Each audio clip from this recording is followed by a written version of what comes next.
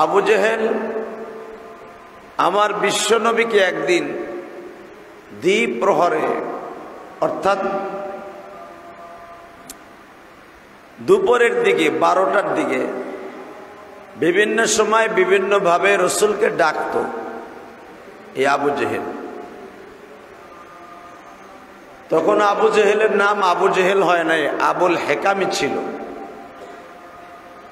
তো রসুলকে বিভিন্ন সময় বিভিন্ন সূরাতে বেঈমান আবু জেহেল ডাকত।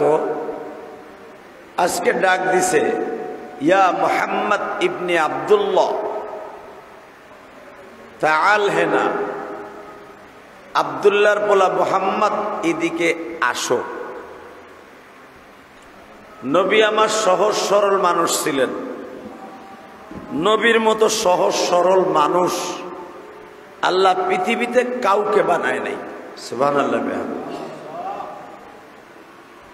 আমার নবী এমনই একজন সহজ সরল মানুষ ছিলেন, পেঁয়াজ গোস বাটপারি সিটারি মানুষের সাথে ধোঁকাবাজি এগুলা রসুল জন্মের পরের থেকেই বুঝতেন না। কেউ যদি রসুলকে বলতেন মুহাম্মদ আপনি আমারে কিছু টাকা দেন একটু পরে দিব, রসুল সাথে সাথে দিয়ে দিতেন। ওই লোক যে দিবে না আসবে না ওই লোকটা মুনাফিক ইহুদি এদিক তাকাইতেন না। কারণ রসুল ভাবতেন মানুষ কোনোদিন মিথ্যা কথা কয় না, বলছে একটু পরে দিয়ে দিব, রসুল বিশ্বাস করে দিয়ে দিস। কারণ আমার নবীর নাম তো আল আমিন। কি নাম?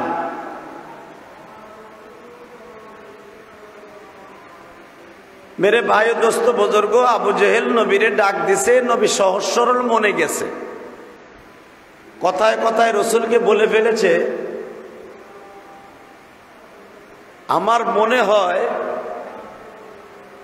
তোর কাছে যে শয়তানটা ওহী নিয়ে আসে এইটা মনে হয় বানানো কিছু কথা তোরে বইলা মাথা নষ্ট করে। নাউজুবিল্লাহ, জোরে বলেন।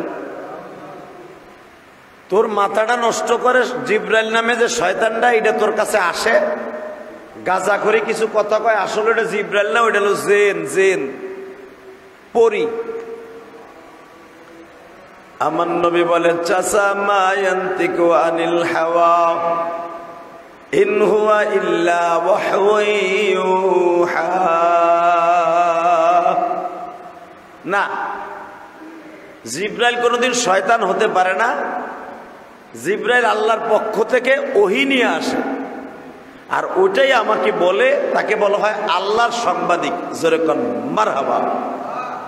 জিব্রাইল হলো আল্লাহর সংবাদ প্রবাহক। আল্লাহ আবু জেহেলের সাথে এক কথা দুই কথায় নবীর সাথে একটু কথাটা কড়া মেজাজ হয়ে গেল।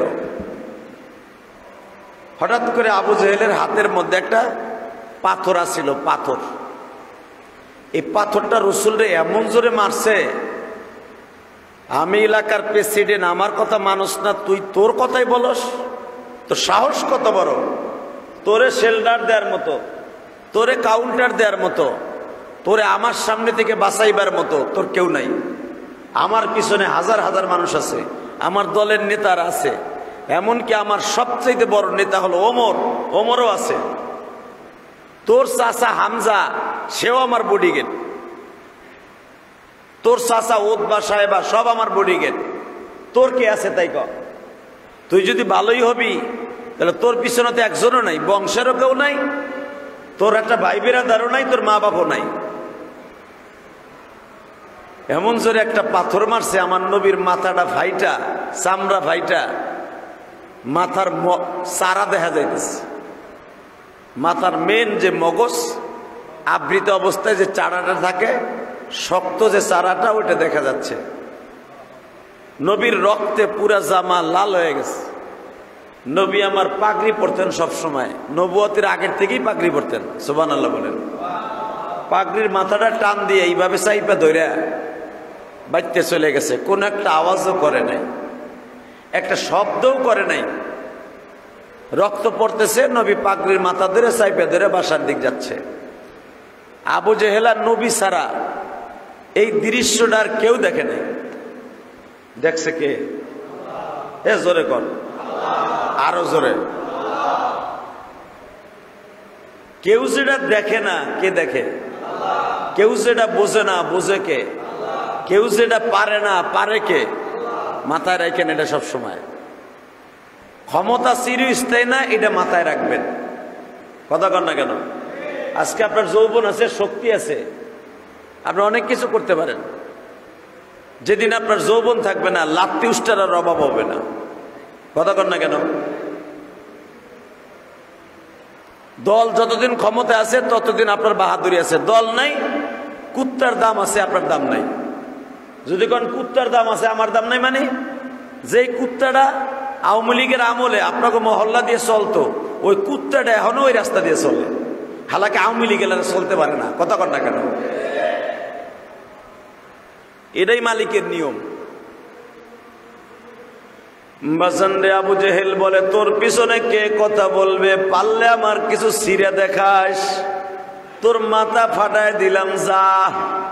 কিন্তু আমার আল্লাহর খেলা বোঝার মতো কেউ নাই গো বাবা। নবীরা কোনোদিন দুনিয়ার কোন মানুষের কাছে অভিযোগ দিতেন না, দিতেন কার কাছে? আরো জোরে কন। নবী আমার মালিকের কাছে ছোট্ট একটা 3 অক্ষরে নালিশ দিলেন, মালিক রে,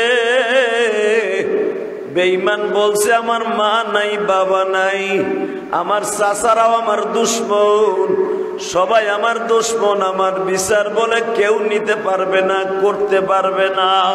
তোমার কাছে অভিযোগ দিলাম না, কারণ সে আমার চাচা। তবে তোমারে আমি বললাম, আমার চাচা যদি আমারে মাইরা শান্তি পায়, আমার চাচারে আমার রক্তের বিনিময় তারে হেদায়েত দাও। কিন্তু বাজান কেউ দেখে নাই, দেখছে কে? আমার আল্লাহর খেলা বোঝার সিস্টেম নাই। আবু জেহেলের বাড়ির কাজের একটা বুয়া ছিল। কাজের বুয়া চিনেন না? ওই মহিলাও কিন্তু খ্রিস্টান, ইহুদি, মুশরিক। ওই মহিলা জানালার ফাঁক দিয়ে সব দৃশ্যগুলো দেখছে, যে দুপুরের দিকে এত গরমের মধ্যে কোনো মানুষ রাস্তায় নাই, 2 পাহাড়ের মাঝখানে বেঈমান এই কামটা ঘটাইছে। মুহাম্মদ কোনো প্রতিবাদ না করে বাসায় চলে গেল। কিন্তু যদিও আমি মুহাম্মাদের দলের লোক না, কিন্তু কাজটা তো অন্যায়, এর ভিতরে কোনো সন্দেহ নেই। কথা কন না কেন? অন্যায় যদি যে কোনো ধর্মের মানুষের সামনেই হোক, অন্যায় কিন্তু কোনো মানুষ বরদাস্ত করতে পারে না। আমার দেশে একটা হিন্দু ছেলের যদি কেউ বিনা অপরাধে কোবাইয়া মারে, ওই যে বিশ্বজিৎরে মারছিল, দেখেন নাই? সর্বপ্রথম প্রতিবাদ কিন্তু আমরা মুসলমানরাই করছিলাম। কথা কন না কেন? আমলিগের কিছু ক্যাডার সদরঘাটে জসকরের সামনে কোবাইয়া মারছিল না? সর্বপ্রথম বিশ্বজিতের পক্ষে একজন মুসলমান উকিল দাঁড়াইছিল।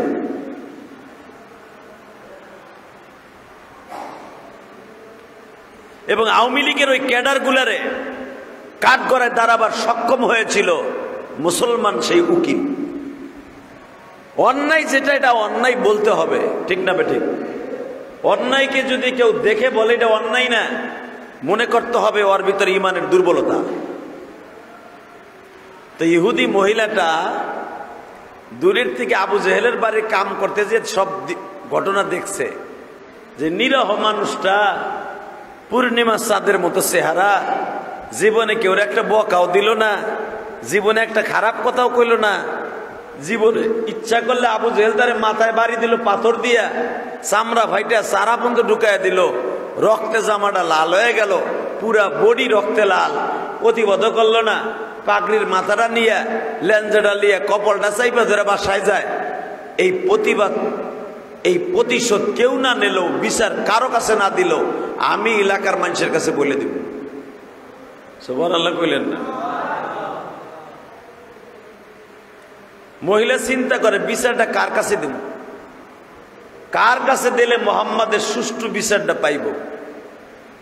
এই এলাকার প্রেসিডেন্ট হলো আবু জেহেল, প্রধানমন্ত্রী হলো আবু সুফিয়ান, ওতবা সাহেব হলো মন্ত্রী, এগো কাছে যে দেবো এরা তো কোনোদিনও বিচার করবে না, বরঞ্চ কইব ভালো করছে।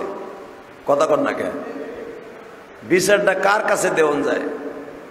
এই মহিলা চিন্তা ভাবনা কইরা চিন্তা করলো হুজুরের যে আপন চাচা আছে আবুল আহাবের কাছে দেব, সেও তো এহেনের বড় নেতা, বড় স্থানীয় নেতা, তার কাছে দিলে সেও তো নবীর দুশমন, বিচারটা ভালো হইব না।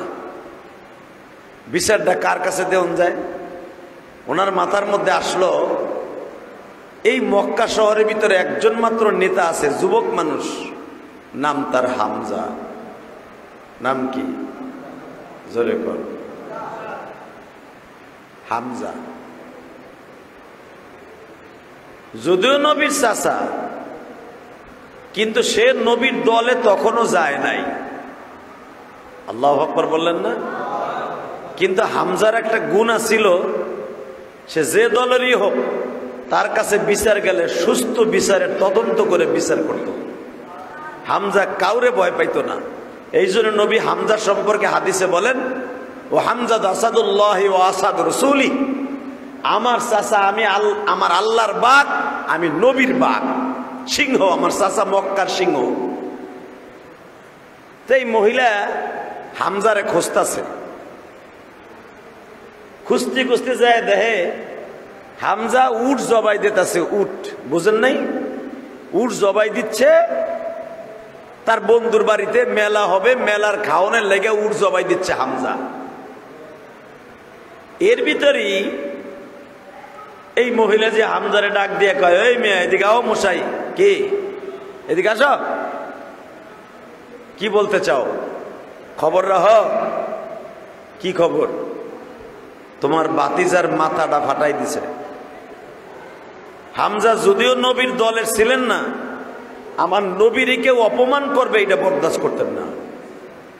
জীবনের বিনিময়ে হামজা তেলে বাগুনে জ্বলে উঠতেন, মাথায় রক্ত উঠে যাইত। যখনই বলছে তোমার বাতিজারে, এই 12টার দিকে আবু জেহেল বড় একটা পাথর দিয়ে মাথা ফাটাই দিছে, পুরো শরীর রক্তে লাল হয়ে গেছে। বাজান হামজা অনুষ্ঠান ফেলে রেখে তীর ধনুক হাতে নিলেন। হামজার হাতের মধ্যে এমন কড়া নিশানা ছিল, হামজা যদি টার্গেট করত ওই ফ্যানের গোল চিহ্নটার মধ্যে তীর লাগাবে, সেখানেই লাগাইতে পারতেন। 24 ঘন্টা হামজার পিঠে তীর ধনুকের ডিব্বা লাগানো থাকত, দুই পাশে 2টা তরবারি সবসময় রেডি থাকত। টান দিয়ে তরবা 2টা হাতে নিয়ে আবু জেহেলের বাড়ির দিকে ছুটছে। মনে মনে ভাবতাছে, যদি আমি আবু জেহেলকে যাই কল্লা উড়ে দেই এটা অন্যায় হবে, আবু জেহেলের মাথা ফাটায় দেই প্রতিশোধ ঠিক মতো পাবো না। আমি আগে যাই আবু জেহেলকে জিজ্ঞেস করব, তুই আমার ভাতিজারে মাল্লিকা। আল্লাহু আকবার বলেন। বাজানরে হামজা আবু জেহেলের বাড়িতে যাওয়ার সঙ্গে সঙ্গে মাইয়াহদিহিল্লাহু ফাহুয়া মুহতাদ, আল্লাহ যারে হিদায়াত দিবে পৃথিবীর কেউ তারে গোমরা রাখতে পারে না। কথা কন না কেন? যারে হিদায়াত দিবে না, ওয়া মাইয়ুদিলহু ফালা হাদিয়া লা, আল্লাহ যারে হেদায়েত দিবে না পৃথিবীর কেউ তারে হেদায়েত আনতে পারবে না। হামজা যাইয়া একটা তীক্ষ্ণ বুদ্ধির বেরেন খাটাইলেন। আবু জেহেলের সামনে যে কয়, তুই জানোস না আমি কালেমা পড়ছি, ভাতিজার গায়ে হাত দিলি, তুই কি জানোস না তোরে আমি প্রতিশোধ নিতে পারি? দেখবেন মানুষকে মারার চাইতে বেরেনের চাপ দেয় কিন্তু সবচাইতে বেশি কষ্টকর। কথা কন না কেন? যখনই হামজা বলছে আবু জেহেলকে, আমি মুহাম্মাদের দলে চলে আসছি, তুই কি জানোস না? তুই জানার পরেও কেন ভাতিজার গায়ে হাত দিলি? হালাকে তখনও কিন্তু হামজা কালেমা পড়ে নাই। লিল্লাহে তাকবীর। এটা বেরেনের খেলা। আবু জেহেল চিন্তা করলো, 2 জন হলো আমার বডিগার্ড, আমার দলের সবচাইতে বড় নেতার ডাইন হাত হলো হামজা, বাম হাত হলো হযরত ওমর। হামজা কয় কি, আমি দি কালেমা পড়ে ফেলছি, তুই ভাতিজার গায়ে আঘাত করলি কা? আমার ডাইন হাতের বল কমে গেল, আবু জেহেলের মাথার রক্ত পায় নাইমা গেল। হামজা তরবারির আগা দিয়া বলে, বেঈমান রে, আমি আজ থেকে ইমানদার, তুই বেঈমান। ভাতিজার গায়ে যদি আর একটা আঘাত মক্কা নগরীতে কোনো বেঈমান দেয়, ওর বডির সাথে কোনোদিন আর কল্লা থাকবে না।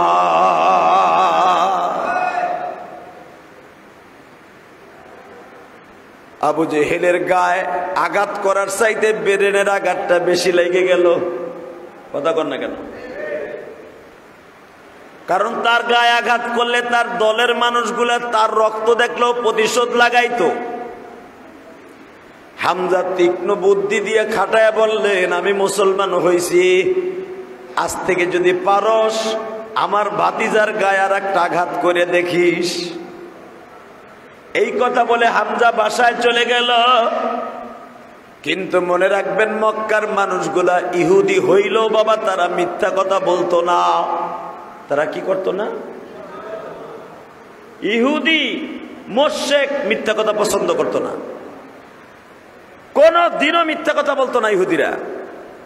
ওই জামানার, এই জামানার বদমাইশগুলি না, ওই জামানার, এই জামানার যে বেজরমা ইহুদিরা, এরা তো কথা কথা মিথ্যা কথা কয়, কথায় কথা ওয়াদা খেলাপ করে। বুঝলেন না আমার কথা? হামজা বাসায় আসার পরে চিন্তা করতেছে, আমি এতদিন একটা মিথ্যা কথা বললাম না। আমি আল আমিনের চাচা, মোহাম্মদ যেই বান্দির দুধ খাইছে আমি ওই বান্দির দুধ খাইছি। মোহাম্মদের নাম আল আমিন, আমি সেই আল আমিনের আপন চাচা। আমি এত বছর পর্যন্ত কোনোদিন একটা মিথ্যা বললাম না, কেন আজকে মিথ্যা বললাম? মাথার মধ্যে বাবা শুধু ঘুরপাক খাচ্ছে। আবু জেহেলের কাছে বললাম আমি মুসলমান হয়েছি, আবু জেহেল তো বিশ্বাস করে নিয়েছে আমি মুসলমান। আসলে যে আমি ওর বেরেনের চাপ দেওয়ার জন্য করছি এটা তো জানতো না। বাজান রে, এই যে মাথার মধ্যে হামজার মধ্যে ঘুরপাক খাচ্ছে, হঠাৎ করে হামজা বসে গেছে, বসার মধ্যে থেকে বাবা ঘুম আইসে গেছে। ঘুমের মধ্যে দেখে আমার নবী হামজারে বুকের মধ্যে জড়াই ধরে বলে, চাচা তোমার ভাতিজারে দেখো মাথাটা কেমনে ফাটায় দিছে। চাচা, যেই মুখ দিয়ে তুমি যেই বান্দির দুধ খাইছ, যেই বান্দির দুধের স্তনটা তোমার গালে গেছে, আমি নবী মুহাম্মাদের গালে ওই স্তনটা গেছে। তুমি যেই বান্দির দুগ্ধ পান করছো আমি ওই বান্দির দুগ্ধ পান করছি। চাচা হিসাবে তুমি আর আমি দুধ ভাই, তোমার দুধ ভাইরে এইভাবে মারলো, তুমি কি করলা? হযরতে হামজা ভাতিজারে বুকের মধ্যে নিয়েই কয়, ভাতিজারে আমি স্বপ্নের ভিতরে কালেমা পড়ে ফেলছি। স্বপ্নের ভিতরেই পড়তেছে লা ইলাহা ইল্লাল্লাহু মুহাম্মাদুর রাসূলুল্লাহ। স্বপ্নের ভিতরে কালেমা পড়তে পড়তে জাগে গেছে। হামজার বিবি দৌড়ায় আসছে, এই তুমি করো কি, করো কি, এই তুমি কি পড়ো? হামজা বলে, বউরে যা পড়ছি পড়ছি, আর ফিরাইতে পারবি না, আজ থেকে আমি মুসলমান। আরো জোরে, আরো জোরে, আজ থেকে কি জোরে কর। হামজার বিবি বলতেছে, তুমি যে মুসলমান হইলা তোমার যে গর্দান কাইটে লাইব। হামজা বলে, গর্দান কাটুক আর বডি চিরে ফেলুক নবী জাকারিয়ার মতো, আগে দেখে আসি আমার ভাতিজার অবস্থা কি। আমি দেখবো আশেকে রাসূল মসজিদের ভিতরে জুমা পড়তে কয়জন আইছেন। আপনার এই জামানায় যদি শুনতেন নবী আমার কেরানীগঞ্জ আসছে, ইলিয়াসুর রহমান জিহাদির মসজিদে বসছে, নবীরে কোন মুনাফিক যেন একটা বাড়ি দিয়ে মাথা ফাটাই ফেলছে। আমার মনে হয় আশেকে রাসূল দোকানদারি করুক, ব্যবসা করুক, নৌকা চালাক, গাড়ির ড্রাইভারি করুক, আর বিমান চালাক, ভ্যান চালাক, রিক্সা চালাক, তরকারি বিক্রেতা হোক, আর পাট খেত, ধান খেত নিরানেওয়ালা হোক, যদি কারো কানে শুনতো আমার নবীর কেউ আঘাত করছে, আমার মনে হয় ও সত্যিকারে মুসলমানের রক্ত থাকলে ওই জায়গায় স্থির দাঁড়ায় থাকতে পারত না। হামজা আগে মুসলমান ছিল না, এখন মুসলমান। কথা কন না কেন? হামজা যখন ভাতিজারে দেখতে গেছে, যায় দেখে আমার নবীর মাথাটা ব্যান্ডেজ করা। বাজান রে, একটা সাদা কাপড় দিয়া কিছু গাছের পাতা চিবাইয়া নবীর কলিজার টুকরা মেয়ে যায় না উম্মে কুলসুম নবীর মাথার মধ্যে পট্টি লাগাইয়া বাবা ব্যান্ডেজ করে মাথাটা ডাইকা রাখছে। হামজা নবীর মাথার ব্যান্ডেজ দেখা আর সহ্য করতে পারে নাই।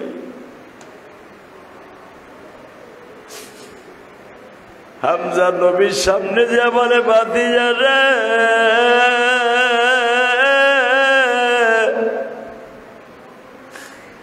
তোমার এইভাবে মানল কেন? অপরাধটা কি তোমার?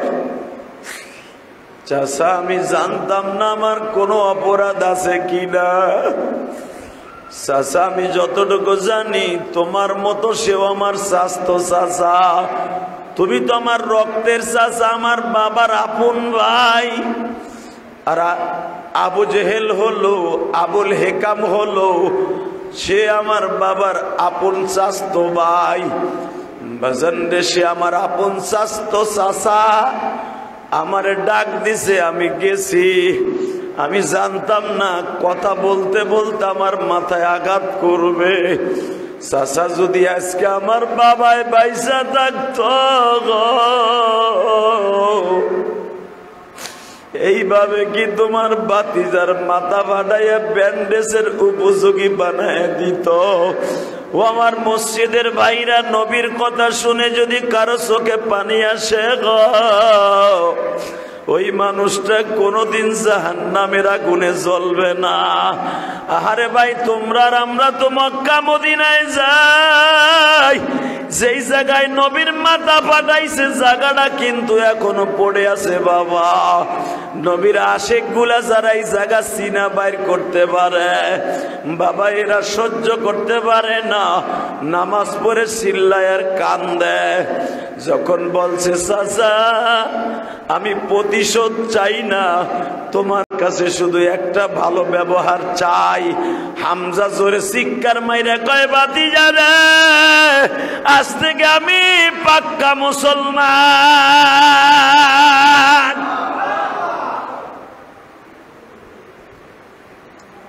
নবী আমার কিন্তু একবারও বলে নাই, চাচা আপনি কালেমা পড়েন।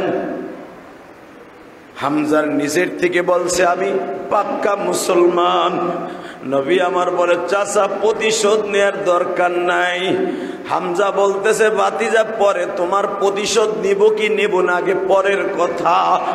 আগে তুমি আমারে বলো, চাচা হিসাবে আমারে ক্ষমা করছো কি না? তুমি না বলে ফেলছো, যদি আমার বাবা বাইসা থাকতো, আমার বাবা অনেক কষ্ট পাইতো। তাহলে বোঝা গেল এই দুনিয়ায় যারা এতিম, এতিমের বিচার কেউ করে না, কে করে? ও ভাতিজা, এতিমের বিচার কেউ করে না, কে বলছে? এবার তাকায়া দেখো এতিমের বিচার কত ভয়ঙ্কর। বাবা আমার নবীর দেইকাই হামজা নবীর কপালে চুম্বন করে বলে, ভাতিজা আমি আমার এই হাত আবু জেহেলের রক্ত দিয়ে গোসল করাইয়া তোমার সামনে আসতাছি। বাবা হামজা পাগলের মতো আবু জেহেলের বাড়িতে ছুটছে।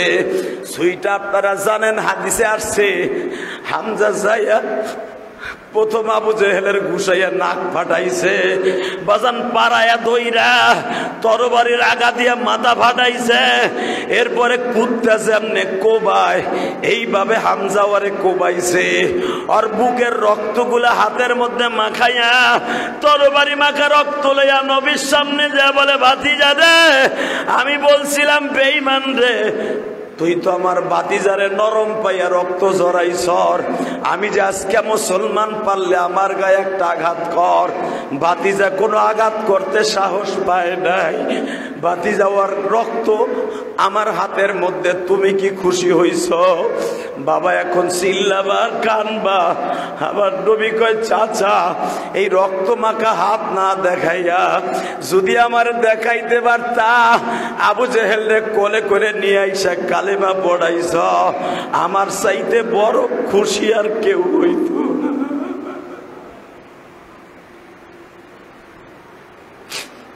এবার আমি আপনাদের চোখে পানি দেখতে চাই।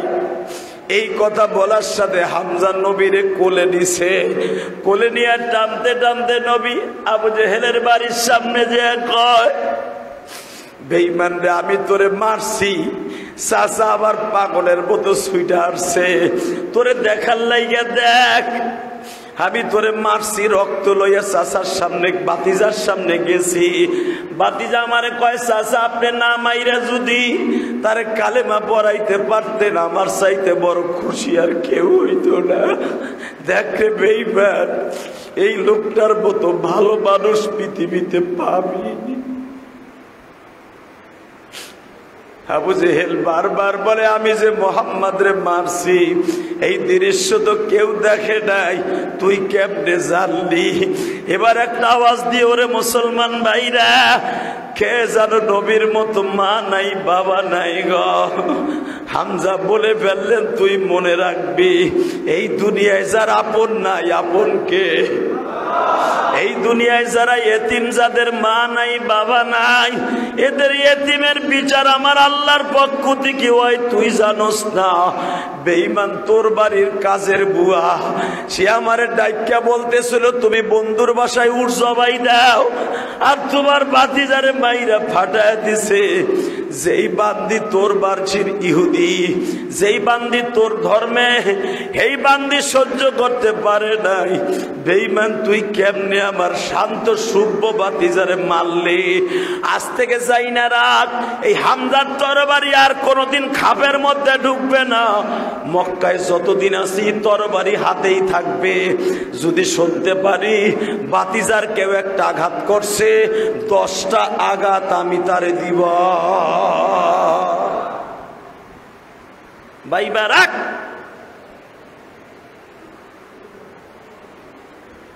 একটা আঘাত করবি মক্কায়, 10টা আঘাত দেব। আল্লাহু আকবার বলতে পারলে না? একটা আঘাত করবি, 10টা খাওয়ার জন্য প্রস্তুত থাকবি। কারণ মক্কার ভূখণ্ডে হামজার মোকাবেলা করার মতো তোর কোন নেতা মক্কায় জন্ম নেয় নাই। লিল্লাহি তাকবীর। অর্থের দিক দিয়ে বলস আর শক্তির দিক দিয়ে বলস, তোর 100 আর আমি একা। এই জন্যই আমার নবী বলছে, ও হামজা তো আসাদুল্লাহ। প্রতি জুমায় কিন্তু আমি পড়ি, সব ইমামরা পড়ে এই হাদিসটা। রসুল সেদিন থেকে বলছিলেন, ও হামজা তো আসাদুল্লাহ ও আসাদুর রসুলি, আমার চাচা আল্লাহর বাঘ, আমি নবীর বাঘ। জোরে করে আল্লাহু আকবার। হামজার সামনে পাহাড় আসলো, ধাক্কায় সরে ফেলতো, এত ক্ষমতা আল্লাহ তার গায়ে দিয়েছিলেন। ওই 2-4 কুড়ি হামজার সামনে একটা লাঠি থাকলে কোনোটাই কুলে পারতো না। বিশ্বনবী বললেন, চাচা, ও চাচা, আমার চাচা আপনারে মারছে, খুব কষ্ট পাইছেন। চাচা, আমি কিন্তু আমার চাচারে কই নাই, কিচ্ছু কই নাই। আবু জেহেল বলে, নেকামি মারাইস না, তুই ভাই ভাইয়ের মধ্যে আগুন লাগাই দিয়া, তুই ভাতিজা হইয়া আগুন লাগাই দিয়া এখন কস আমি কই নাই। তুই অপেক্ষা কর, এর চাইতে ডাবল সাজা তোর খাটতে হবে। নাউজুবিল্লাহ বলতে পারলেন না? নবী যে কেবল কইছে, চাচা, আমি কিন্তু চাচার কাছে নালিশ করি নাই, চাচার কাছে নালিশ করছে আপনার কাজের বুয়া। সাথে সাথে কি বলে বেঈমান, তুই নেকামি করিস না, তুই চাচার কাছে বলসটাই ভাই ভাইয়ের মধ্যে গ্যাঞ্জাম লাগাই দিস, এর সাথে কঠিন সাজা তোর কপালে আছে। সাজা দেওয়ার মালিক কে? আবু জেহেল। জোরে কর, আরো জোরে। নবী আমার যাওয়ার সময় শুধু বলে গেলেন, চাচা প্রতিশোধ আমি নেই না, যদি আমি প্রতিশোধ নেই আমার হাত থেকে বাঁচার মতো ক্ষমতা আপনাকে কারোই নাই। আল্লাহু আকবার জোরে বলেন। মুসলমান সহজে কারো বিচার এবং কাউরে প্রতিশোধ নেয় না। মুসলমান কাউরে প্রতিশোধ নিতে গেলে তার হাত থেকে আর কোনো বেঈমান বাঁচতে পারে না। কথা বলেন না কেন? বাংলাদেশে ইসকন নামে যে বদমাইশগুলা বদমাইশি করতেছে, আমরা খালি চাইছে দেখতাছি। এই কাদিয়ানি ফেতনা, এই কাদিয়ানি হারামিগুলি, বেজরমাগুলি, এগো বেজরমাগুলি, কাদিয়ানি আর ফাদিয়ানি, এই বেজরমাগুলি যেইভাবে আমার নবীরে উপেক্ষা করতেছে, আমার নবীর অপমান করতেছে, আমরা মুসলমান সহজে কিছু করছি না। যেদিন বলবো মোকাবেলা করার মতো ক্ষমতা কারো থাকবে না। কালকে সবে মাত্র একটু নমুনা দেখাবো। কালকা আগামীকাল 15ই নভেম্বর ঢাকা সরোয়ার্দী উদ্যানে, ঢাকা সরোয়ার্দী উদ্যানে আলেম উলামা তাওহীদি জনতা মুসলমানদের একটা কিয়ামতের ময়দানের মতো হাসরের মাঠ কায়েম হবে। কথা বলেন না কেন? কালকে কোনো কাজ কর্ম বাসায় চলবে না ইনশাল্লাহ। বলেন, যদি আপনার শরীরে রক্ত থাকে, মুসলমানের প্রোটেকশনে আপনি জন্ম নিয়ে থাকেন, মুসলমান যদি নাম আপনি দিয়ে থাকেন, আপনার বাপেও মুসলমান, আপনার দাদাও মুসলমান, আপনার 14 গোষ্ঠী মুসলমান, যদি এটা ভাবেন যে আমি মুসলমানের খাতায় আছি, নামাজ রোজা করি না, পরেরটা পরে মুসলমানের খাতায় আমার নাম মোহাম্মদ আব্দুল্লাহ, মোহাম্মদ আব্দুল করিম, মোহাম্মদ আব্দুল কুদ্দুস, মোহাম্মদ আব্দুল জব্বার, মোহাম্মদ রিপন, মোহাম্মদ ইপন, মোহাম্মদ সুপন, যাই হোক, সারালের নামে নাম দিয়েও যদি কল আমার নাম মোহাম্মদ রিপন, রিপন কোনো মুসলমানের নাম না। আমার নাম বল্টু, মোহাম্মদ বল্টু, নাম মোহাম্মদ আছে, তার জন্য ফরজ হবে আগামীকালকে সরোয়ার্দী উদ্যানে যাওয়া। কথা বলে না কেন? কেন যাইতে বলছি? দাবি আমাদের একটাই, বাংলাদেশে কাদিয়ানিরা থাকবে, আমাদের কোনো মাথা ব্যথা নাই। কথা কর না কেন? ওরা থাকুক, ওরা আমার এই দেশের নাগরিক, ওরা এই দেশের ভোটার। অগ ভোটে শেখ হাসিনা, খালেদা, জামাত ইসলাম ক্ষমতায় আইব, যে দলই হোক অগ ভোটে আইব। ওরা থাকুক, কোনো দুঃখ নেই, ওরা ট্যাক্স দেয়, থাকুক, কিন্তু ওরা থাকবে, মুসলমান নাম নিয়ে থাকতে পারবে না। কথা বলে না কেন? ওরা থাকবে, মুসলমান নাম নিয়ে থাকতে পারবে না। মুসলমানের বলা একটাই দাবি, কাদিয়ানি কাদিয়ানি, কাফের কাফের কাফের। এটা ডাক্তার ইনুস, আপনারা হাসিনাও সুৎখোর কয়, খালেদাও সুৎখোর কয়, জামাতের নেতারাও সুৎখোর কয়, আমিও সুৎখোর কই। তোমারে তুমি মরার আগে একটা কাম করে যাও, তোমার সুৎখোর নামটা ঘুষা যাবে, বন্ধ হয়ে যাবে। এই মুসল্লিদের সামনে ওয়াদা করলাম, সারা বাংলার আলেমরা তোমারেও স্বর্ণের অক্ষরে নামটা লেখা থাকবে যে বাংলাদেশের সংবিধান থেকে রাষ্ট্রীয়ভাবে বাংলাদেশের নাগরিক কাদিয়ানীদেরকে অমুসলমান ঘোষণা করা হয়েছে। কি আপনি চান না? না চাইলে কিন্তু তুমি জাহান্নামী, কোন সন্দেহ নাই। কথা কর না কেন? কাদিয়ানীরা যে কাফের, কোন সন্দেহ নাই। যদি কোন কাফের কেন, কাফের কেন এটা পরে, তুই যদি অগ সাপোর্ট টানস তুইও কাফের। কথা কর না কেন? কাদিয়ানির পক্ষে যদি কেউ কথা কয়, যদি কয় যে ওরা কাফের কেন, তাহলে মনে করতে হবে তোরও কাফের প্রোটেকশন দিয়ে জন্ম দিছে। ভালো করে বুঝছেন? বাংলাদেশের সবচেয়ে বড় মারাত্মক ইসরায়েলের দালাল, ইসকনের দালাল, তারা হলো কাদিয়ানি। খবর রাখেন আপনি, 3.5 লক্ষ কাদিয়ানি, 3,60,000 কাদিয়ানি, 3,60,000 কাদিয়ানি সারা বাংলার মুসলমানকে চ্যালেঞ্জ করছে মোহাম্মদ যে পৃথিবীতে একটা চরিত্রহীন, এটা তারা প্রমাণ করবে। হ্যাঁ, নবুজবিল্লাহ দুহরে খাওয়ানোর পরে কইও বেটা, অগ বইয়ের ভিতরে আছে মুহাম্মাদিয়া সম্প্রদায় যে কিতাবটা মির্জা গোলাম আহমদ কাদিয়ানির লেখা, সে মিথ্যা নবী দাবি করে গেছে। এই মির্জা গোলাম আহমদ কাদিয়ানি একটা লুচ্চা, বদমাশ, লম্পট, বেজরমা, একটা লুচ্চা, বদমাশ, বেজরমা।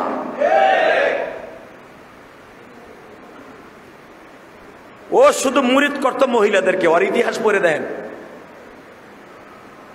বিবাহের সময় ও কাদিয়ানি ধর্মকে অবলম্বন করাইয়া ওই মহিলাকে বাসর ঘরে যাওয়ার আগে বলতো, মোহাম্মদ একটা লুচ্চা, এটা মাইনা বাসর করবা। হ্যাঁ, নাউজুবিল্লাহ। আসতে গেলে দাঁত দুধ ছুড়ে হেলাবে ফেরেশতারা গুছাইয়া বেড়া। এই মির্জা গোলাম আহমদ কাদিয়ানি আর ধর্মের অনুসারীদের যখন বিয়ে পড়াইতো, আমার নবীর কুচ্ছ রটনা করে এরপরে বিয়ে পড়াইতো। ও শেষ নবী বলে দাবি করেছিল, নবীর পরে নবী নাই, সংসদে আইন চাই। কথা বলেন না কেন? আমার নবী শেষ নবী মির্জা গোলাম আহমদ কাদিয়ানি হলো লুচ্চা, বদমাশ, হারামখোর, জিনাখোর, সবচাইতে বড় পৃথিবীতে নিকৃষ্ট জাহান্নামের কীট। ওরে যারা নবী কবে আর ওই দলের যারা দালালি করবে, ওই হালাও কাফের। ওরে মাইরা তক্তা ছুড়ে হালাবো যারা কাদিয়ানির পক্ষে কথা কবি। ভালো করে বুঝবা, আগামীকালকা মুসলমান নাম যদি নিয়ে থাকো, তোমার নাম মুসলমান মোহাম্মদ বাদল, তোমার নাম মোহাম্মদ অমক, মোহাম্মদ সম্রাট, মোহাম্মদ তমক, মোহাম্মদ বল্টু, মোহাম্মদ সোল্টু, যাই হোক নাম, মোহাম্মদ নাম দিলে আগামীকালকা কাদিয়ানিদের অমুসলমান ঘোষণার দাবিতে সবার চলে যেতে হবে। ইনশাল্লাহ বলেন। সারা দুনিয়ার বেঈমানের বাচ্চারা দেখাও যে মুসলমান এখনো নবী মুহাম্মাদের পক্ষে জীবন দিতে প্রস্তুত। ডাক্তার ইউনূস দেখুক, তার সরকার দেখুক। হাসিনা সরকার তো করলো না, আহমদ শফী মৃত্যুর আগ পর্যন্ত চেষ্টা করেছে, খালেদা সরকারও গেছে, সেও করে নাই। ডাক্তার ইউনূসের আমলে একটু টেস্ট করে দেখি, সে তো কয়েকদিনের সরকার। কথা কর না কেন? সে আইজ আছে কাল নাই, তার ক্ষমতা ছাড়তেই হবে, আজ ছাড়ুক আর কাল ছাড়ুক। কথা কর না কেন? ডাক্তার ইউনূস একটু টেস্ট করে দেখি, ডাক্তার ইউনূস কি করে। ডাক্তার ইউনূসের আমলে যদি কাদিয়ানীদেরকে অমুসলমান ঘোষণা করে, thanks, very very thanks, very very welcome. আর যদি আপনি না করেন, এর পরবর্তী সরকার আসবে, তারাও করব। যদি তারা না করে, জোর করে করে নেব। ইনশাল্লাহ বলেন। দাবি কেমনে আদায় করতে হয় এটা বাংলাদেশের আলেম উলামার জানা আছে। শুধু একটা কথা বলবেন, আমার নবীর চাইতে দামি কোনো মানুষ আছে? হ্যাঁ, এই কাদিয়ানি বেজরমারা বলে নবী মুহাম্মদ ছিল একটা চরিত্রহীন। এবং চরিত্রহীন এই কথাটা বলে, আর আহম্মদিয়া যে কাদিয়ানি আছে, আহম্মদিয়া সম্প্রদায়, ওরা বলে আহম্মদিয়া, ওরা নবী মুহাম্মদের কথা বলে না, কিন্তু ওদের সমস্ত বই পুস্তক কিতাবাদি হলো আহম্মদিয়া সম্প্রদায়। ওরা মুসলমান বলে না। আহম্মদিয়া কাদিয়ানির গোষ্ঠীর বইয়ের মধ্যে দেখবেন, ওরা আমার নবীর চরিত্রের পরে আঘাত করে তারপর ওদের ধর্ম। আমার নবীর চরিত্রে যারা আঘাত করবে, ওরা বাংলাদেশে মুসলমান নাম নিয়ে থাকতে পারবে না।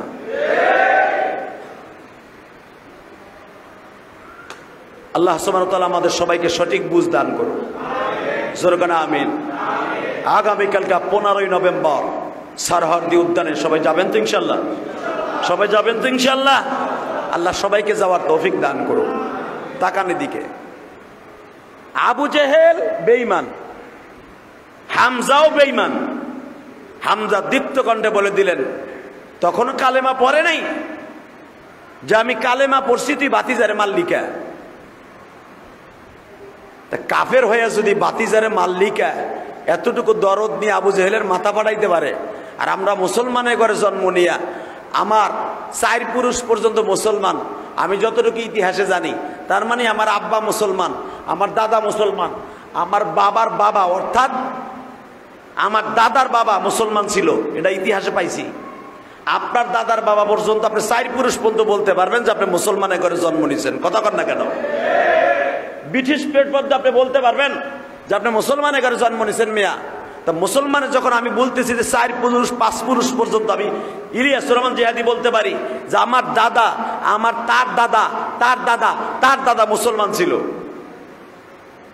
যখন আমি বলতে পারি যে আমি মুসলমান, আমার 4 পুরুষ পর্যন্ত মুসলমান, আমি 4 পুরুষ পর্যন্ত মুসলমানের ঘরে জন্ম নিয়া আমার নবীর অপমান করবে আর তাদেরকে এমনি দুধ কলা কিনে দিবে, এটা হতে পারে না।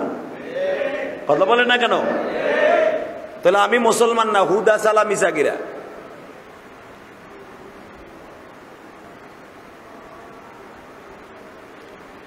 আল্লাহ, আবু জেহেল টেনশনে পড়ে গেল যে মোহাম্মদ এ কি করলো, আমার ডাইন হাতটা কালেমা পড়াই ফেললো। হালাকে আমার নবী কিন্তু একবারও হামজাকে বলে নাই চাচা আপনি কালেমা পড়েন। হামজার নিজের ইচ্ছা কালেমা পড়ছে। আল্লাহু আকবার বলতে পারলেন না? হামজা নিজের ইচ্ছায় কালেমা পড়েছে।